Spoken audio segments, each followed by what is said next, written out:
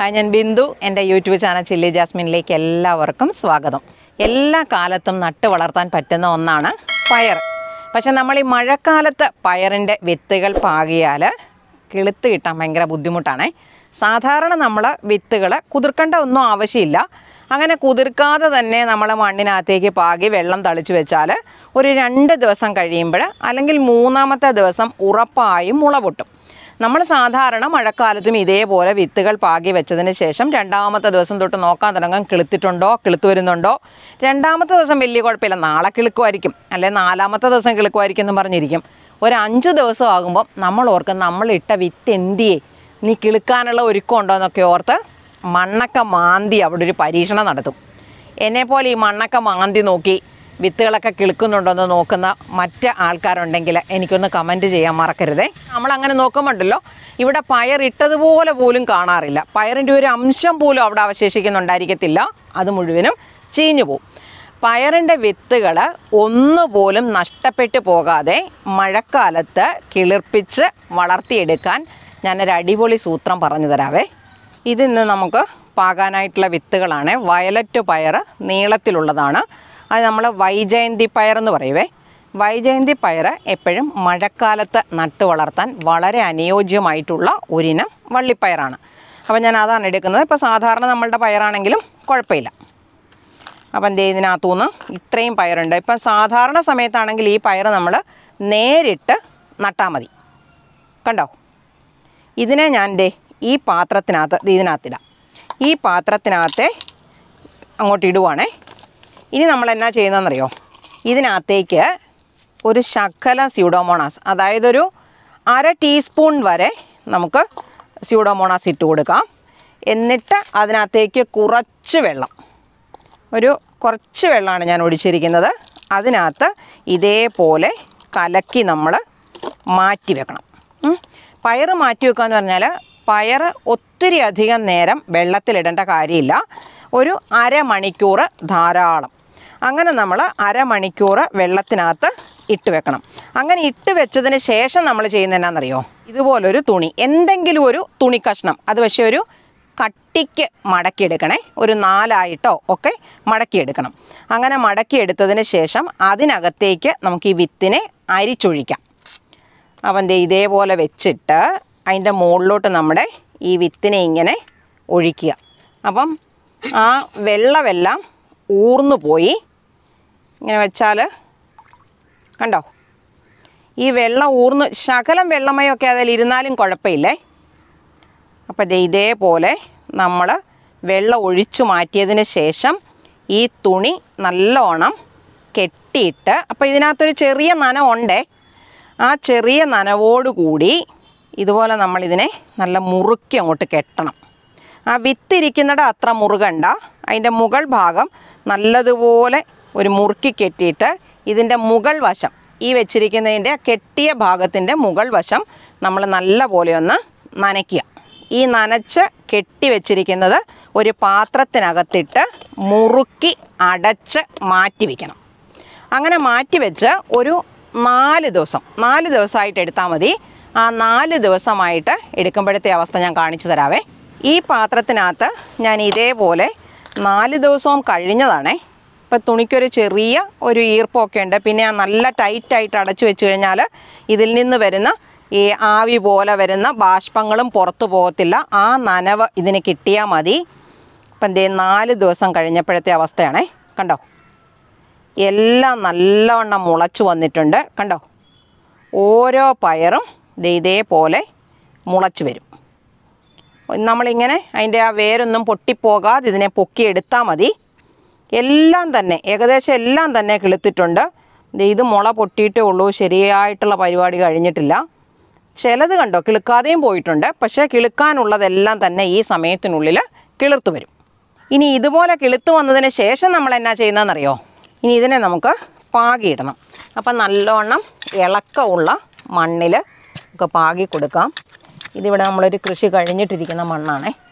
അപ്പോൾ ഇതിനകത്തേക്ക് നമുക്ക് മണ്ണ് ഇളക്കിയിട്ട്, ചീരയുടെ കുറ്റിയൊക്കെ ഉണ്ട്, ഇതിനകത്തേക്ക് നമ്മൾ ചെറുതായിട്ടൊന്ന് മണ്ണ് ഇളക്കണം. ഒത്തിരി ആഴത്തിലോട്ടൊന്നും വിടരുതേ. എന്നിട്ട് ഇതുപോലെ കിളുത്ത പയറില്ലേ, ഒരു 2-3 എണ്ണം എടുത്തിട്ട് ദേ ഇതുപോലെ അങ്ങോട്ട് ഇട്ട് കൊടുക്കണം. നമ്മളൊന്നും പ്രത്യേകിച്ച് ചെയ്യണ്ട. അതുപോലെ 2 എണ്ണം നമുക്ക് ദേ ഇവിടെയും പാകാവേ. ഒരു കുഴിയിൽ ഒരു 2-3 പയർ വെച്ചിട്ട് ഇടാം. ഇതൊരു 3 എണ്ണം ഉണ്ട്, അതിവിടെ ഇട്ട് കൊടുത്തു. അതുപോലെ ഒരു 3 എണ്ണത്തിനെ ഞാൻ ദേ ഇവിടെ ഇട്ട് കൊടുക്കുവാണേ. ഇത് ഇവിടെ കൂടെ ഉണ്ട്. ദേ ഇതേപോലെ ഇതിപ്പോൾ 1, 2, ഒരു 3 പയർ ഇവിടെ ഇട്ടു. എന്നിട്ട് ദേ പതുക്കെ ഇതിൻ്റെ മുകളിലോട്ടൊരു ശകലം മണ്ണ് തോണ്ടിയിട്ടേക്കണം കേട്ടോ. ഇത്ര ഇട്ടാൽ മതി. പിന്നെ മഴയില്ലാത്ത സമയമാണെങ്കിൽ ഇച്ചിരി വെള്ളം അതിൻ്റെ മുകളിലോട്ട് തളിച്ചു കൊടുത്താലും കുഴപ്പമില്ല. ഇത് കണ്ടോ, ഇതേപോലെ ഞാൻ പാകി മുളപ്പിച്ച് ഇപ്പം പറഞ്ഞതുപോലെ തന്നെ ഇട്ട് വെച്ചിരുന്നതാണ്. ഇത് ഇവിടെയൊക്കെ കണ്ടോ മുളച്ച് പൊങ്ങുന്ന കണ്ടോ. ഇവരൊരു 2-3 ദിവസത്തിനുള്ളിൽ മുളച്ച് കയറിക്കോളും. അപ്പോൾ ഒരു 4 ഇല പരുവമാകുമ്പോൾ നമുക്ക് ചെറുതായിട്ട് വളം കൊടുത്തു തുടങ്ങാം. ഇന്ന് നമ്മൾ കാണിച്ചു തന്നതുപോലെ നട്ടാൽ മഴക്കാലത്ത് പയറിൻ്റെ വിത്തുകൾ ഒന്നുപോലും നഷ്ടപ്പെടാതെ നമുക്ക് കിളുത്ത് കിട്ടും. മഴക്കാലത്ത് പയറിൻ്റെ വിത്തുകൾ നടുമ്പോൾ ഇതേപോലെ വേണം നമ്മുടെ ആൾക്കാർ, നമ്മുടെ വീഡിയോ കാണുന്നവർ ചെയ്യാനേ. ഇനി നമ്മുടെ കൂട്ടുകാർക്കെല്ലാം ഇഷ്ടമുള്ളൊരു കാര്യമാണ് നമ്മൾ ചെയ്യാൻ പോകുന്നത്. നമുക്കൊരു ചെറിയ വിളവെടുപ്പ് നടത്തിയിട്ട് വരാം. വിളവെടുക്കുന്നതിന് മുന്നേ ഞാനൊരു കാര്യം പറയാവേ. അപ്പം ഞാൻ കുറച്ച് കൃഷികളൊക്കെ എൻ്റെ പറമ്പിലോട്ടും കൂടെ തുടങ്ങിയിട്ടുണ്ട്. എന്ന് വെച്ച് നമ്മൾ ടെറസയിലെ കൃഷിയൊന്നും ഒഴിവാക്കിയിട്ടില്ല. തുടർച്ചയായി മഴ പെയ്തപ്പം ചെറിയ ബുദ്ധിമുട്ടുകളൊക്കെ, അതിപ്പം പറമ്പിൽ ചെയ്താലും ടെറസിൽ ചെയ്താലും എല്ലാം തുടർച്ചയായി മഴ കിട്ടുമ്പം ചെടികളെ അത് മോശമായിട്ട് ബാധിക്കും. എന്നാലും ദേ ഇവിടെ കണ്ടോ, ഞാൻ ആഗ്രഹിച്ച രീതിയിലാണ് ഇപ്പം എൻ്റെ ടെറസ് വളർന്നു കയറി വന്നിരിക്കുന്നത്. നിറയെ ചെടികളാണേ. ഞാൻ ഇഷ്ടപ്പെട്ടതും ആഗ്രഹിച്ചതും ഇതേപോലെ ടെറസ് നിറച്ച് പന്തലയിലൊക്കെ നിറച്ച് ചെടിയും പച്ചപ്പും കിടക്കുന്നതാണെങ്കിലും ഇങ്ങനെ നിറച്ചും ഇല പടർന്ന് കിടന്നാലുണ്ടല്ലോ നമ്മുടെ വഴുതന അതുപോലെ പല ചെടികളും താഴെ വളർത്തുന്നതിന് കായ്ഫലം കുറയുവേ. അതുകൊണ്ട് തന്നെ ഇനി ഞാൻ ഈ ഇലച്ചാർത്തുകൾ ഒക്കെ നല്ലവണ്ണം വെട്ടി കുറയ്ക്കാനുണ്ട്. അതപ്പം ഞാൻ ചെയ്യുന്ന അവസരത്തിൽ കാണിച്ചു തരാം. ഇത് നമ്മുടെ സാലഡ് കുക്കുംബറാണേ. അപ്പം നമുക്കതൊന്ന് വിളവെടുക്കാം. ആ വേനൽക്കാലത്തും ഞാൻ ഇതേപോലെ നട്ട് വളർത്തിയിരുന്നത് കൊണ്ടാണ് നമുക്കിത് ഈ സമയത്ത് വിളവെടുക്കാനായിട്ട് പറ്റുന്നത്. അതുപോലെ ദേ ഇതൊരു സാലഡ് കുക്കുംബറാണേ. ഈ സ്നോ വൈറ്റ് വെറൈറ്റി ഇതുപോലെ നല്ല വലിപ്പത്തിലായി കിട്ടും. ഇപ്പം മഴയും വെള്ളവും ഒക്കെ നന്നായിട്ട് കിട്ടുന്നതുകൊണ്ടാണ് ഇതുപോലെ വലിപ്പം വെച്ച് നമുക്ക് കിട്ടുന്നത്. ഇവിടെയും കിടപ്പുണ്ട് കണ്ടോ. മഴ പെയ്തപ്പം നല്ലതായിട്ട് നമുക്ക് സാലഡ് കുക്കുംബർ കിട്ടി തുടങ്ങിയിട്ടുണ്ടേ. ഇതേ കുഞ്ഞു കായ്കളൊക്കെ ഇടയ്ക്കൊക്കെ ഉണ്ടാകുന്നുണ്ട്. അതിനൊപ്പം നമുക്ക് ഇതേപോലെ വിളവെടുക്കാനും കിട്ടുന്നുണ്ട്. ഇതൊരു പടവലങ്ങയാണേ. പിന്നെ ഇത് ഇവിടേക്ക് വന്നാൽ ചെറിയ പാവയ്ക്ക, നമ്മുടെ ഉണ്ടപ്പാവയ്ക്ക ഉണ്ടല്ലോ, ആ സൈസ് പാവയ്ക്ക. അതെല്ലാം ഇത് കണ്ടോ, ഇത് പഴുത്തുപോയി, പഴുത്തിട്ടുണ്ട്. പഴുത്തതൊന്നും സാരമില്ല. ദേ ഇത് ഇവിടെയൊക്കെ കാണും. ഒന്നാമത് ഈ ഇലയേക്കാളും വലിയ വലിപ്പം ഇല്ലാത്ത കാരണം ഇവരെ തിരിച്ചറിയാൻ നല്ല പാടാം. 2 കുമ്പളക്കുഞ്ഞുങ്ങൾ കണ്ടോ. അതെ ഇവിടെ ഉണ്ട്. അപ്പം ഞാൻ ഇത്ര അങ്ങോട്ട് ഇടുക. ഇനി നമുക്ക് അപ്പുറത്തെ സൈഡിൽ പോകാം. ഇതൊരു പാവയ്ക്കയാണ്. അതെല്ലാം ഉണ്ടപ്പാവയ്ക്കയുടെ ഇനോ. സാലഡ് കുക്കുംബർ ചെറുതൊക്കെ അവിടെ കിടപ്പുണ്ട്, അവിടെ കിടക്കട്ടെ. ശിവാദേ ഈ കിടക്കുന്ന പാവയ്ക്ക ഒന്ന് പറിക്കാവോടാ.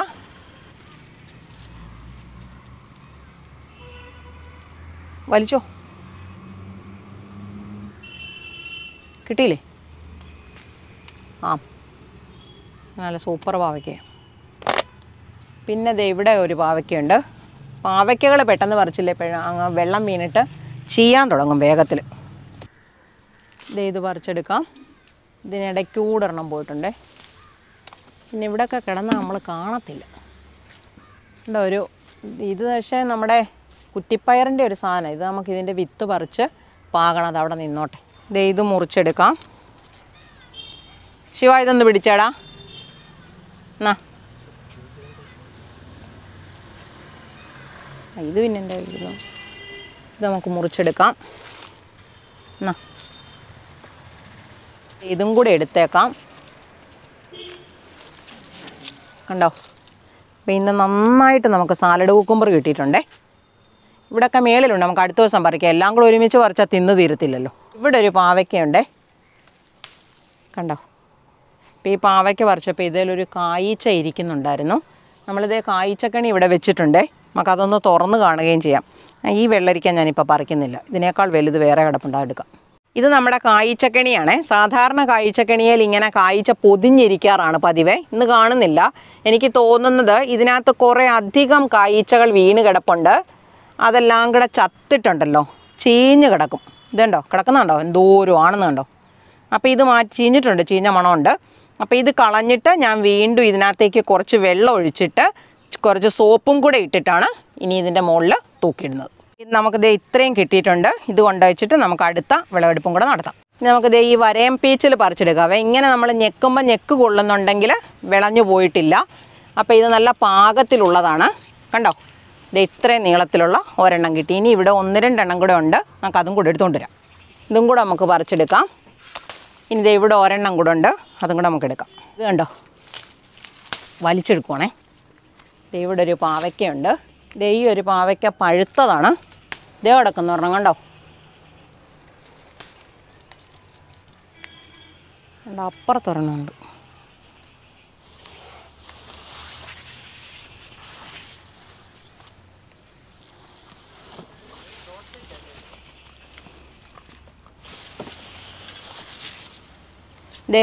ഇതൊരെണ്ണമുണ്ട്.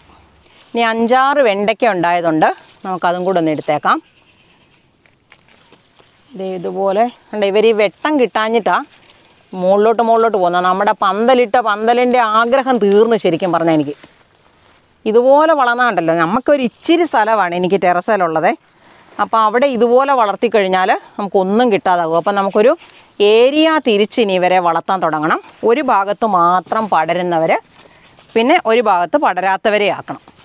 അപ്പോൾ ഇത് കണ്ടോ, ഞാൻ ഇട്ടിട്ട് വരാം. കൈക്കകത്ത് പിടിക്കാൻ ഇനി പറ്റത്തില്ല. ഇനി അടുത്ത ദിവസം നമ്മൾ വിളവെടുക്കാൻ വരുന്നത്. അപ്പോഴത്തേക്കിന് ഈ കുഞ്ഞതിനേക്കൂടെ പറിച്ചില്ലേ, അവർ നിന്നങ്ങോട്ട് മൂത്ത് പോവും. ഇത് ഞാൻ ഇങ്ങോട്ട് പറിക്കുവാണേ. അതുപോലെ തന്നെ ഇത് ഇവിടെയുണ്ട്. അങ്ങനെ കണ്ടോ, ഇത്ര എണ്ണം കിട്ടി. ഇവിടെ 2 വെണ്ടയ്ക്കയുണ്ടേ, അതും കൂടെ നമുക്ക് വിളവെടുക്കാം. അപ്പം വെണ്ടയ്ക്ക തീർന്നിട്ടുണ്ടെന്ന് തോന്നുന്നു. ഈ ഒരു വെള്ളരിക്ക പറിക്കാവേ. വേറെയും വെള്ളരിക്ക കിടപ്പുണ്ട്, പക്ഷെ ഇത്രയും വിളഞ്ഞതല്ല. അപ്പോൾ ഇതങ്ങ് നമുക്ക് പറിച്ചെടുക്കാം. അതുപോലെ ഇവിടെ കണ്ടോ, ഇത് കുമ്പളങ്ങയാണെന്നാണ് പറയുന്നത്. പക്ഷേ ഞാൻ ഇതിനേക്കാൾ വലുതായ കുമ്പളങ്ങ കാണിക്കാവേ. അതുപോലെ ഈ പടവലങ്ങയും കൂടെ. ശിവ, ഇതൊന്ന് പിടിച്ചേടാ, ഇതും കൂടെ പറിച്ചെടുക്കാം. എന്നാ ഇത് ഇന്ന് പടവലങ്ങ നമുക്ക് നല്ലതായിട്ട് കിട്ടും. ഇത് നമ്മുടെ ഒരു കുമ്പളങ്ങയാണേ. പക്ഷേ ഇത്രയും കണ്ടോ, ഇത് വലുതായി. ഇനി കവറിനകത്ത് ഇട്ടിട്ടാണോ എന്നറിയത്തില്ല. സാധാരണ കുമ്പളത്തിന് കുറച്ച് വലുതാകുമ്പോൾ ഒരു ചാരക്കളറൊക്കെ വരുന്നതാണ്. അതൊന്നും ഇതിന് വന്നിട്ടില്ല. ഇതിനി കുമ്പളം, പക്ഷേ ഇലയൊക്കെ കണ്ടാൽ കുമ്പളത്തിൻ്റെതാണ്. ഇതിനി പ്രത്യേക ഇനം വല്ല കുമ്പളമാണ്. ഈ സാമ്പാറിന് സാധനങ്ങൾ വാങ്ങിച്ചപ്പം അതിനകത്തു നിന്നുള്ള വിത്തുകൾ ഇട്ടിട്ട് കിളിപ്പിച്ചെടുത്തതാണേ. ഇത് വലിയ ഏതാണ്ട് സാധനമാണെന്ന് തോന്നുന്നു. അടുത്ത ദിവസം നമുക്കിത് പറിക്കണം. ഇന്ന് കിട്ടിയിരിക്കുന്ന സാലഡ് കുക്കുംബർ മാത്രം എത്രയുണ്ടെന്നൊന്ന് അളന്ന് നോക്കാവേ.